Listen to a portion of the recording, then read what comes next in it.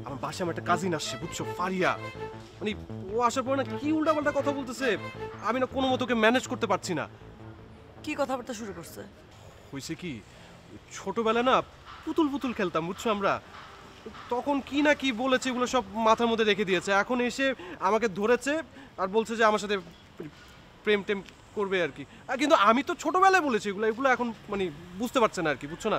কত বড় সাহস ওই মেয়ের! হ্যাঁ, হ্যাঁ। আমার 10টা না 5টা না একটা মাত্র বয়ফ্রেন্ড। দেখো তুমি। আমার বয়ফ্রেন্ডের দিকে নজর দিচ্ছে না। হ্যাঁ, আমি কি করবো, আমি কিছুই বুঝতে পারছি না। এই কি করবো মানে? মানে কান ধরে সোজা যেখান থেকে আসছে সেখানে পাঠিয়ে দাও, গ্রামে পাঠিয়ে দাও। একদম একদম।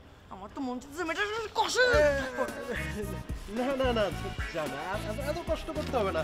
না, আমি বলছিলাম কি, এই জন্য তুমি যদি একটু বাসায় গিয়ে আম্মুর সাথে একটু দেখা করো না, সে সেটা দেখলেই একাই কেটে পড়বে, বুঝছো না। চলো বাসায় চলো। আন্টির সাথে দেখা করবো না? হ্যাঁ হ্যাঁ। ও মাই গড, খুবই খুশি লাগতেছে শুনে যে আন্টির সঙ্গে দেখা করতে যাব।